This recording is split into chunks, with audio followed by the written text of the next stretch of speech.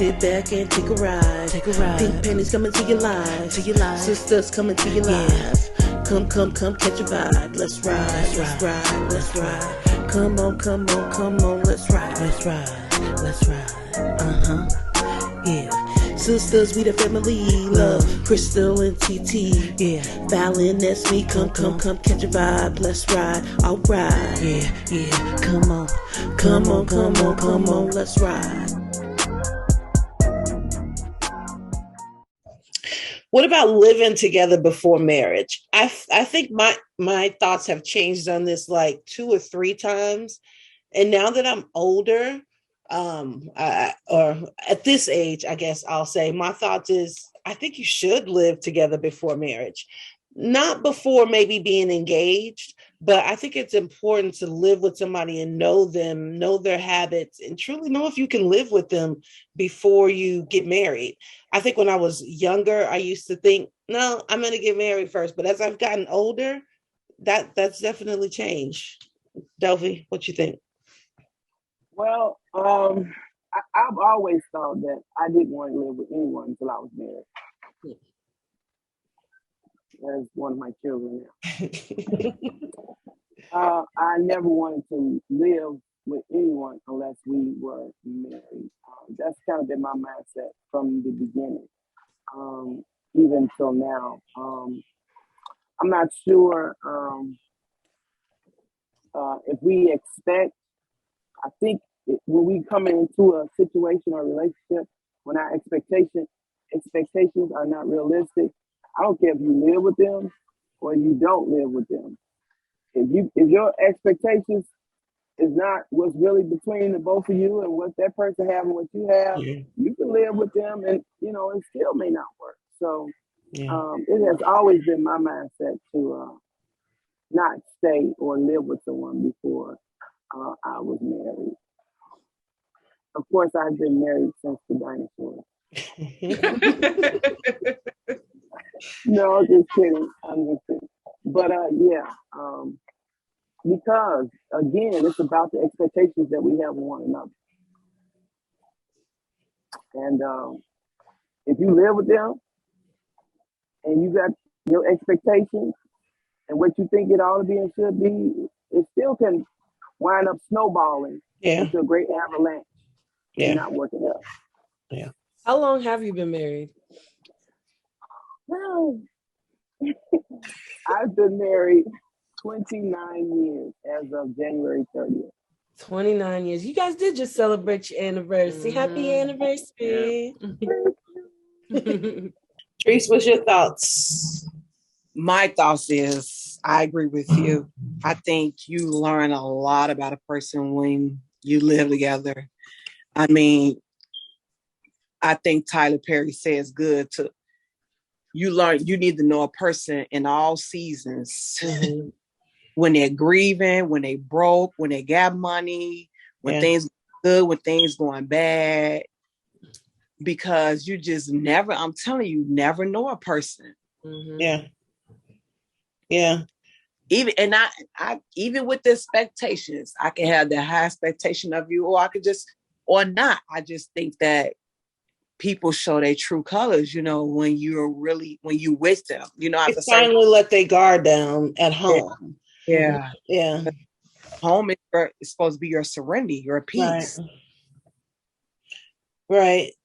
Because I would hate to be in the situation that, you got married and you moved in and you I think I've encountered people or maybe have friends with people that I'm like, I could never live with this person. And what if you get married and then this is a person that you're just like, oh my God, I cannot live with this person. I mean, you can communicate and try to talk and work it out, but at that point, y'all already married. It's too late. You locked in that thing.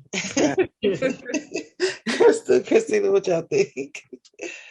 No, I definitely agree 100% to premarital living. Because like you said, you really get to know somebody, when you see somebody at 6 o'clock in the morning, or you see somebody at 10 o'clock at night, you know, you see them when they're angry and how they react to something making them angry. Those are the things that you're going to see when you're living with somebody versus if we're just in a relationship and I get angry, I might be like, all right, let me just walk away. You know, I'll talk to you later, or, you know, whatever it is, I'm not going to be around you while I'm angry.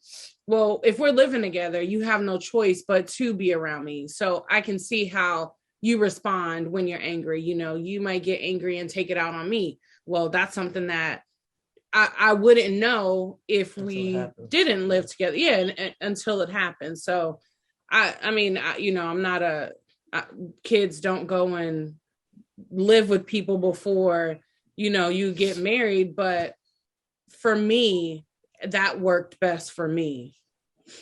Yeah, I definitely agree. I think not that it's just easier. I feel like as far as communication goes, it builds that bridge. Like you get that time to build that bridge of communication so that once y'all do get married, you already know how to communicate. You already know, it makes it easier, basically. That's what I would think. I don't want to take it away from God because, you know, as long as we, you know, follow God and, you know, his word, and we say, of course, he's going to send us if we're actually aligned and doing what we're supposed to do with God. Right. I don't want that because that is God's order of how we should do it. Right. I want to throw that in there, not to take that God, because God's ways is always the right way. And if I know that we go his way, everything will go according to his will. Right. You know, the real, I'm not going to say the real world, you know, just in general, as far as me, I think that living with a person, you just, man, you find out everything about each other. So your 17-year-old daughter just graduated from high school and she says, I want to go live with my boyfriend. Is your conversation still the same thing? Is it different now? Girl, you're not going to live with your boyfriend. Get on in that room and sit on down. And you need to rethink about what you're thinking because you up out of here to do that. Shit. I'm with you, Treese, though. I think it depends on the age. It really does. Age. Yeah. Girl or boy. Because I would say the same thing. Even if they want to sit down somewhere. Right, because you're not even ready to get married at 17, 18. So we're not even having this conversation about you moving in with somebody right now. Okay, so let me ask in that same sense, right? Your 18-year-old has moved out already, and then you find out that her boyfriend's been living there. Then what? I think if you've already moved out, you're probably already mature enough at that stage. If you got like you paying your own bills, I don't see a problem with that. You're already paying your bills. Now I wouldn't say that they're mature in making certain decisions.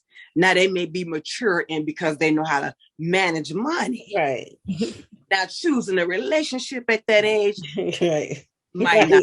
Because we probably, I mean, with the exception of Delphi, since she's been with the same guy, we probably would not at our ages be dating guys that we dated at 17, 18 years old. Definitely not. Heck no. That's the proof in the fact that it's not a good thing to do. There, you need a certain level of maturity to deal with somebody's psychological issues and yours too. Yep. Now, two of y'all come together living in the same house. You like red, I like blue. How we gonna figure this out? Mm-hmm. That's true. We're gonna go. You know, there's a whole dynamic that comes along with, you know, coming together. You know, and I don't want to get, you know, all biblical with you, but you know, once you come together, you become one. Right. Whether you sign a paper or not. Yeah. You become tied together. And so then, but you have not made a commitment. You get what I'm saying? You ain't committed because the commitment and the covenant comes when you get married and you sign a paper. It means that it means more than just signing something. That's a covenant coming together between you, him, and God. And so you're tied to somebody that you really not committed to. Right. And like you said, if you get on my nerve, I could just be like, well, this ain't the one. Let me walk out of here and go back home, because that's probably what you're going to do. Go back home and start all over again. And so then you got all that stuff on the inside of you, in your mind, in your body, in your spirit, that you got to kind of filter through. And before you look up, it's 5 years I went back. Soul ties. Yep. So that's why it's important to and I'm who I am. That's why it's important to do it God's way. Okay. You set a path for yourself, but you don't have to deal with all that. You got enough stuff to deal with already. It's true. I have these conversations now with my children. You got enough mental things to deal with already. Don't add that to you if you're not ready to commit to it. That's true.